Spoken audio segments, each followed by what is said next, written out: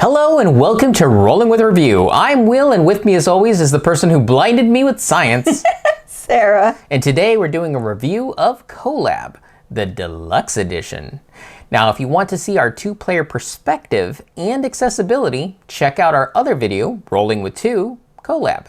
Sarah, tell us a bit about this game. All right. CoLab is a dice worker placement game with area contribution. Players are scientists competing to gain the most renown through building monster, device, and potion cards. Players place or remove their minions on the board to take actions. Dice on minions help provide resources to all players. Moving your scientist provides the opportunity to build cards or take actions. Once 12 cards are built, the end of the game is triggered, and whoever has the most points at the end of the final round wins. All right, Will, so why did we get this? So it was advertised to have a have this mechanism, which says positive player interaction to us. Right. It had the mad scientist theme, which we were still trying to find a game that satisfies us. Yeah, that has that theme. And high production value. Yep, so we backed the Kickstarter for the Deluxe Edition. Okay, so what do we like about this game? Well, while it was advertised to have this, it's kind of more unintentional positive player interaction. And it really feels more of like this term I just created for this, and that's area contribution. So it's kind of almost opposite of area control, where you're putting your pieces out to try to control it. Well, you're putting your pieces out that have resources, and you're doing it so that you benefit, but anyone else who comes along can also use that. So you're building up this shared space, hoping to gear it more towards what you need, but everybody there can use it. Yeah, and it's not just one space either, because the minions go on towers and the scientists go in lab. The place where you put the minion helps both labs that it's adjacent to. Right. So, yes, very nice contribution there. Right. And we also really appreciated that it's non-confrontational mad scientists. Yeah, we are kind of like all working at this massive complex. And we're just doing our own thing. We're not doing it to take over the world. I mean, we are still building crazy monsters and devices and potions that shouldn't exist. Yeah. But we're not doing it to threaten one another. Right. And I really appreciate that, because I think that may be why some of the other mad scientist games we've played has failed, because it's like, I just want to build my crazy wacky thing. Why do I have to then also be trying to punch you? Punch you. Yeah. And then you punch me, but then you also punch my machine. And it's like, yeah, I just don't really care for that. The other thing is the catch-up mechanic in this game is really brilliant. And it goes back to kind of that area contribution.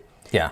So when somebody moves forward and hits certain milestones on the score track, there are upgrade tokens. There's upgrade tokens that get placed on the labs, and the other players at the table are the ones who get to place those upgrade tokens. Well, they get to choose where they get to put these. So again, they're contributing to the shared space, but they're getting to choose where it goes, so hopefully can gear it towards them. Additionally, everybody else gets a wild token, and the farther back you are, the more wild tokens you get. Yeah, this is where the strongest have this does come in. Yeah. Where it is intentional, because now you have a wild token. It's a straight have it. Yep.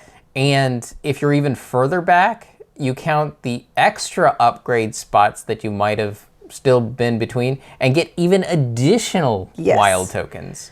So that is a brilliant catch-up mechanic, and it did help me win a game. So Sarah is like a stalking shark in this game. She's just like, oh, you're winning. I'm making all these decisions for the lab. I want that there. I want that there. Oh, no. Oh, I still see you. You're so far ahead. I want those things over there, and I need some more calibrators over there.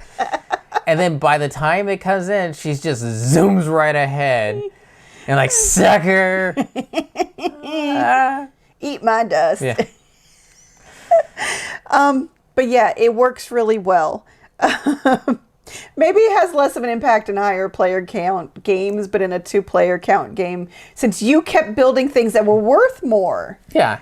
you kept going farther, and I'm like, well, I'm still doing my thing here. Okay, I'll just make the board exactly what I want it to be. I think I still barely won the last game. Yeah, that last game you barely won. I was like, okay, I need a real big lead here for the last bit. Yep. Also, the production for the deluxe edition, it's the most accessible. But the retail still is really good, too, in terms of the vision accessibility.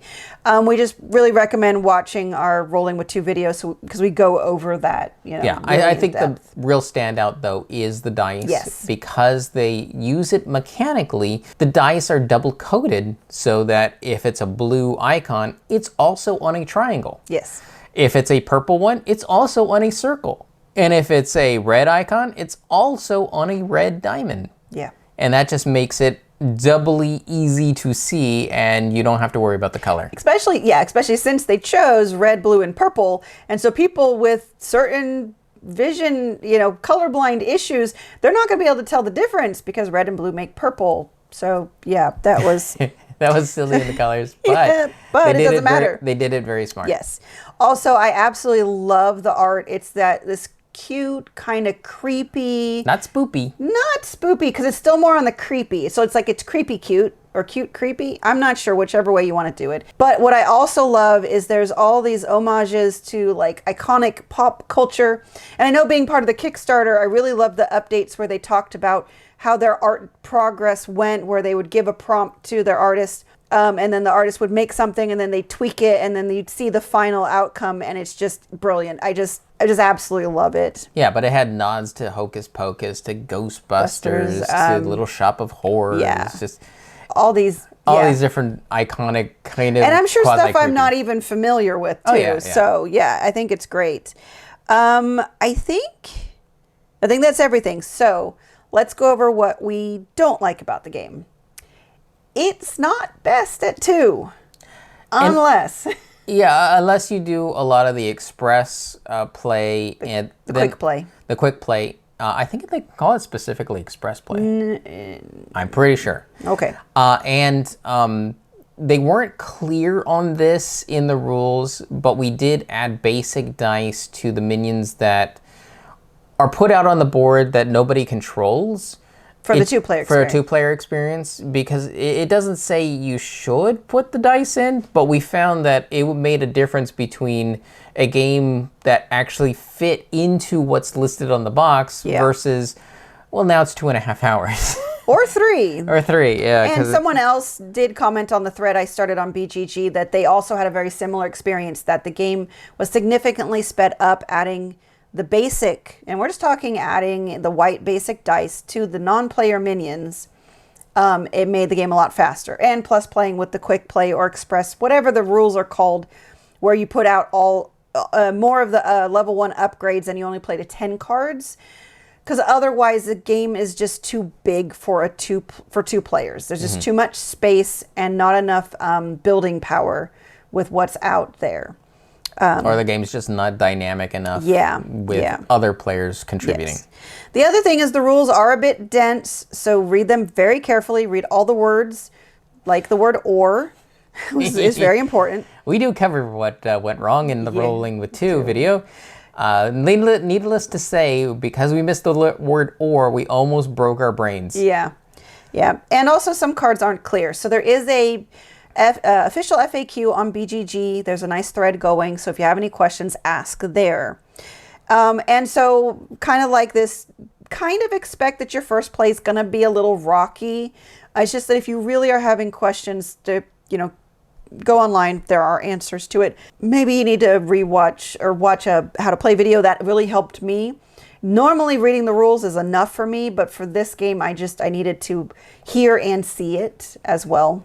Yes. I guess lastly is the retail version. The whole thing is the retail version's not going to have the nice miniatures, and it's not going to have the shaped resources. That just makes the game more accessible when you do have shaped resources and shaped minis and things like that. because then if someone has more severe vision issues, they can feel the differences rather than just have to look at a picture that they may not be able to see. But the availability of a deluxe edition is little to none. Right now, Yes. I am really hoping that they do a reprint. I know they're talking about an expansion, so hopefully they'll make the deluxe edition more available, because I really think it's worth its value, not just for table presence, but just for the accessibility that it offers.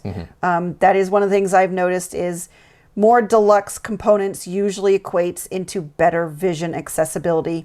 The sad part is they're usually limited and they're usually more expensive. Yeah. One slight other issue is this does take up a lot of table space. Yeah. Because you have the main board that gets built out, and it builds out in all different directions. And throughout the game. So you need to make sure you have lots of space there. You have your own tableau, which can be 4 cards wide or 4 cards tall and fit in that space. Yep. And those are regular size poker size cards. So that takes a good space. Then you have 2 boards, one where you can store extra bits and one that handles your research. Yeah. So there's those boards, and you still have to have a spot for dice that are unspent. And the score track. The score track needs a spot. You need piles for the cards. You need space for the bank of the different resources. And all those dice upgrades. And upgrades. And you still might, if you have the deluxe edition, have a room for a bowl where you have your spent dice go into. There's that too. And if it's your first game, you're going to need to put the rules somewhere. And it's the rules are the same size as this box. I am not a fan of large rule books, but this one is what it is. It's the same size as this box. And if you're playing with the higher player counts, which we recommend, you don't have enough space. So have a big table. Big table. All right. Who is this for? Advanced gamers. Yeah. There's just enough layers in here that I can't see a casual gamer even be able to tackle this. Unless you have someone who's on the cusp and you have experienced gamers who've played this game a lot, then they can walk them through it. But I'm really talking about somebody who's asking to play a tougher game, but not most casual gamers who are just happy playing their lighter games. Yeah. There's a lot of layers to this game. But you definitely know that you're on the road to becoming an intermediate to advanced gamer. Right. And you want to also be someone who likes longer games, especially at the lower player counts. I mean, even at the higher player counts, I think it's still going to take some time because you've got now more people taking more turns. It's just then each person's getting fewer turns, although not... Anyways, I'm sure it equates out, but it's still a long game. Yes.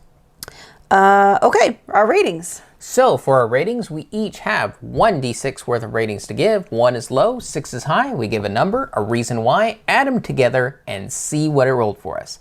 Sarah, what did CoLab, the Deluxe Edition, roll for you? It rolled a 4. And I really so it's not exactly the positive player interaction I was expecting, but I really do like this area contribution. The fact that you are building up a shared space together. I really enjoy that. And I love the art, the homage to the pop culture. It's just, what brings this down for me is that it's not the best at 2 and we have to tweak it. I mean, thankfully they have built-in rules for doing the quick play, and then it wasn't too hard to add the additional tweak of adding the dice. But still, these are additional layers that you have to do, and it's still not the best experience. It's better than just otherwise. And I think also it just brings me down that the deluxe edition is not the standard edition because of how accessible it is. So it's just, I really want to recommend this game to a lot of people, but there's going to be some people that I'm just going to have to temper it, like, well, the retail edition is just not as good. It's just not going to be as accessible. And so that's why it's a 4. For me, it's a 5. Because we do have the deluxe edition, so yeah. I care about other people, Will. Yes, I do too, and they should play the deluxe edition. Yeah, the game has a lot of great, interesting, positive player loops. There's a lot of interesting choices. I have a ton of agency in this. And the only reason why it's not a 6 for me is because, yeah, as Sarah pointed out, 2 players is probably not the best. Yeah. And that's mainly how we play. Yeah. So that's what kicks it down just a little bit for me. But otherwise, I love everything else about it. I love having a mad scientist game that's not about attacking each other. I like building just these crazy things. And the puzzle of, we didn't even talk about the puzzle of your tableau. Yeah, because the way there's card adjacencies. Yeah, because like devices need things to be built next to them to trigger them for free. Otherwise, you have to spend a collect action, find a collect action that has a device activation to trigger them. Potions need potion tokens on them. And they want variety of other cards around them to get better when you do use them. Yeah, I think the simplest one is probably the monsters. Because they're usually, once you build it, whatever you get is just right then and there. Yeah, it's a one-time thing. So even that has an interesting extra layer on a game that has a layer upon a layer upon a layer. Which I think is also why it's not a higher game for me. This is a complex game. That's true. So that I'm not going to always be up for it. This is definitely a Saturday afternoon type of game. Yes. So all right. 9 out of 12. I mean, for as late as this was well worth the wait. Yes, this was a bit of a delayed Kickstarter. And yes, it was definitely worth the wait. It is something that I definitely highly recommend for anybody looking for a more complex mad scientist game with more positive player interactions. So, yep. All right. And Sarah. Yes. Since they are planning to possibly do an expansion, what do you think, speculation-wise? Oh, what it might be? I think they've said things and I have not. No, actually, no, I don't think they've said anything specifically. Not that I remember, which my memory is not that great. What would I add to this? I don't know. I don't know either, honestly. I feel it's really complete. Yeah. As is. That's what puzzles me, is because we aren't attacking each other. Oh, God, I would not want that added. Well, no, considering the design choice here is to have a collaborative experience. And there's no more space on our table for anything more. Yeah. I mean, unless I'm misremembering, now I'm going to have to go take a look to make sure that they are doing an expansion. I could have sworn they were talking about an expansion. I have no idea what it would be, and I hope it's not any more complexity. I wouldn't think it'd be more of the same, though, because... Yeah, because it feels pretty good the way it is. Huh. I guess we're going to have to see whether I'm wrong or they're coming up with something else interesting. Interesting. And that'll do it for us. And we've been Rolling with Reviews. If you have any questions, comments, or concerns, you can reach out to us on the various social media platforms at Rolling with Two, that's TWO. We're on Blue Sky, Facebook, Twitter, and Instagram. For Discord, we have a channel on Tabletop Express. Check the show notes for the invite link. If you have time, check out the other content Nanaman has found for you, because remember, he's rolling with you.